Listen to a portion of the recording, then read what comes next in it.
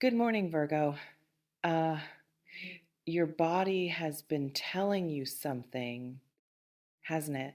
Not through words or logic or evidence you could present in an argument, but through a tightness in your chest when they speak, a hesitation before you respond, a vigilance you can't quite turn off, even in moments when everything seems fine on the surface. And that sensation, that persistent unease, it's not paranoia. It's not insecurity. It's your intuition trying to protect you from something it recognizes, even when your mind wants to explain it away. But now there's a contradiction unfolding that's making everything more complicated. This person, the one your instincts have been warning you about, they're showing up differently lately, with more intensity, more focus, more declarations of exclusivity and devotion, almost like they're trying to convince you through sheer force of attention and reassurance that what you've been sensing isn't real, that your intuition is wrong this time, that they are fully committed and you're the only one who matters to them. And the dissonance between what you feel and what they're saying, it's disorienting. It makes you question yourself, makes you wonder if you're being unfair or projecting past wounds onto present circumstances, makes you feel guilty for not simply accepting what's being offered. Some of you might be experiencing this as a sudden shift in their behavior where they were once inconsistent, they're now constantly present. Where they were vague about their feelings, they're now explicit about wanting you. Where they maintained emotional distance, they're now pursuing intimacy with determination. And on paper, this should feel good. This should feel like what you wanted, like your needs are finally being met. But it doesn't feel good, does it? It feels performative, compensatory, like someone who knows they've been caught and is now doing damage control rather than someone who's genuinely transformed. And your intuition, that quiet, knowing voice, it's not buying it. This reflection invites you to consider, when you imagine this person's sudden devotion, does it feel like authentic change or strategic reassurance? There's something important to understand about people who've betrayed trust or operated in ways that violate boundaries. When they sense they're losing their hold on you, when they feel your doubt becoming dangerous to their access, they often escalate. They become more attentive, more affectionate, more willing to say exactly what you've been wanting to hear, not because they've changed, but because they're afraid of losing what you provide, the validation, the stability, the role you play in their life. And distinguishing between genuine transformation and fear based performance, that's one of the hardest things to do when you're emotionally invested, because part of you wants to believe them, part of you wants the reassurance to be real, part of you would rather accept their words at face value than face the painful truth your intuition has been trying to show you. It may feel as though you're being asked to choose between your rational mind and your instinctive knowing. Your rational mind sees the evidence of their effort, the messages, the time spent, the declarations, the ways they're showing up that they weren't before. And your rational mind says, look, they're trying, they're changing, give them credit, give them a chance. But your body knows something's off. Your body tenses when they touch you in certain ways. Your body stays alert when it should be relaxing. Your body doesn't fully believe the safety they're trying to create, and that bodily knowledge, that somatic truth, it deserves your attention even when it's inconvenient or complicated. Um, there's also the question of timing. Why now? Why this sudden urgency to prove their devotion? What changed that made them decide you needed more reassurance, more presence, more explicit commitment? And sometimes the answer to that question reveals everything, because if their increased attention correlates with your increased distance, with your growing skepticism, with your pulling back, then it's reactive. It's about retention, not revelation. It's about keeping you, not truly seeing you. Real change doesn't arrive in response to the threat of loss. Real change happens internally through self awareness and genuine growth, and then manifests in behavior. Performative change happens when someone realizes they're about to lose something they don't want to lose and scrambles to say or do whatever will keep it in place. This reflection invites you to consider if this person's devotion remained consistent even after your doubt subsided. Would you trust it more, or does the timing itself reveal something?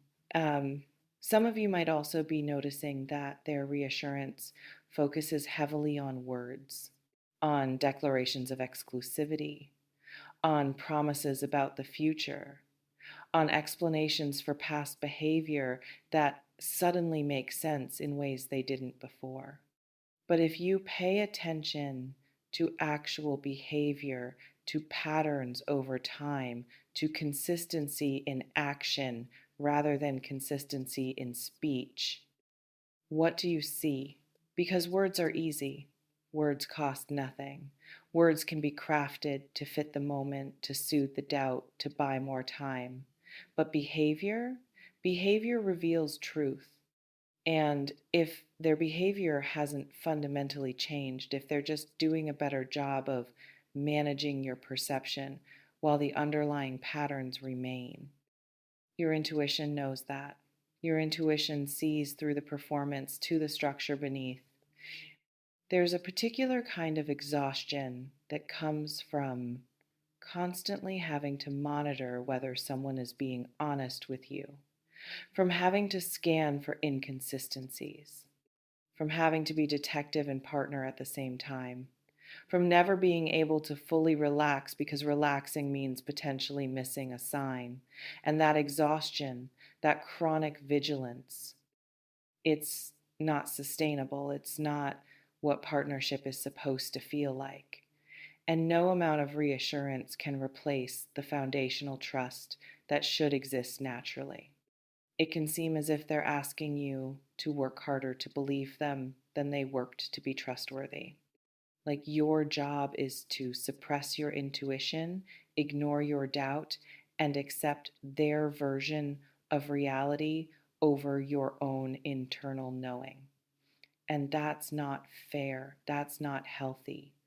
That's not a dynamic that serves your well being, even if it serves their need to maintain the relationship.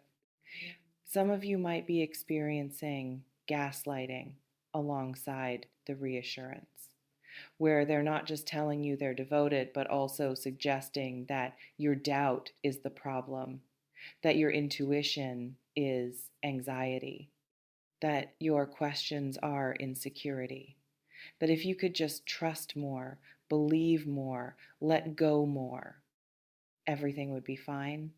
And that subtle or not so subtle implication that you're the one creating the problem by not accepting their word, that's manipulation. That's someone trying to make you responsible for managing their deception. And you might find yourself starting to believe it, starting to think maybe you are being paranoid, maybe you are projecting, maybe you are the problem.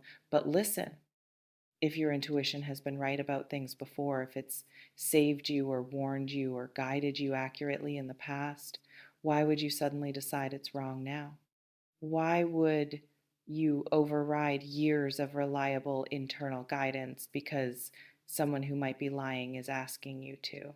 This reflection invites you to consider, what would it mean to trust your intuition completely in this situation, even if it costs you the relationship?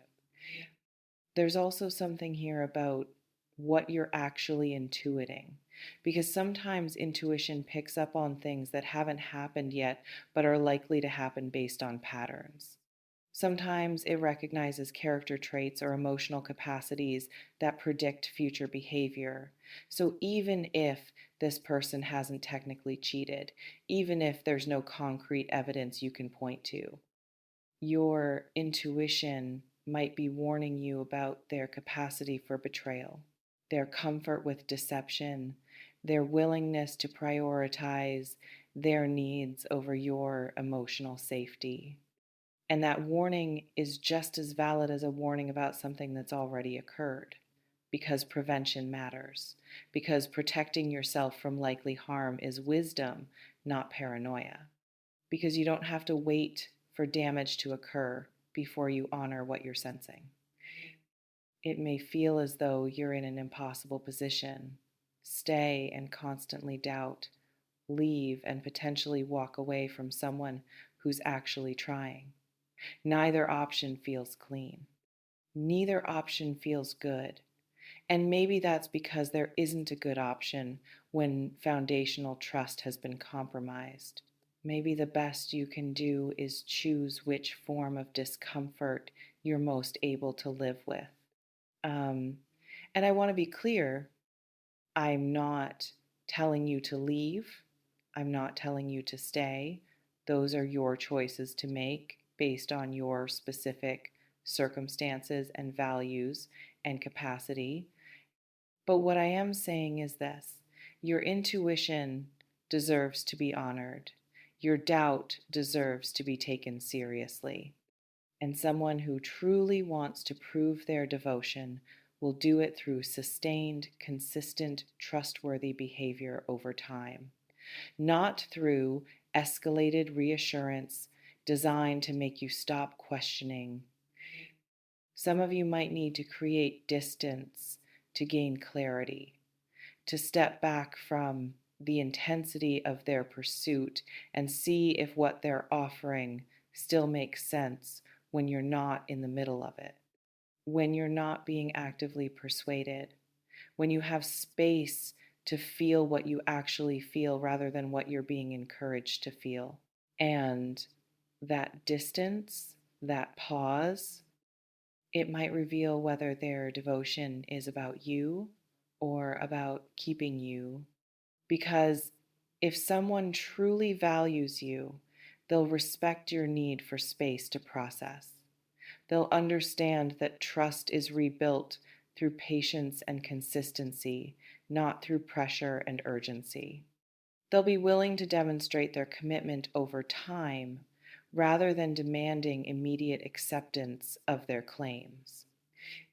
There's a difference between working through relationship doubt and ignoring red flags, between giving someone grace to grow and allowing someone to manipulate you into staying, between trusting your partner and abandoning your self protection. And only you can determine which side of those lines you're on. But make that determination based on what you know, what you feel, what you observe, not on what you're being told or what you wish were true. This reflection invites you to consider, if you removed their words entirely and only looked at their patterns and your bodily response, what would be undeniably clear? So here's what you might need to hear. You're not crazy. You're not paranoid. You're not self sabotaging or commitment phobic or damaged. You're listening to information your body is providing based on cues you might not even consciously register. And that information is valuable. That information is trying to protect you. And dismissing it, overriding it, silencing it, just because someone is making you feel guilty for having it, that's abandoning yourself. And no relationship is worth that.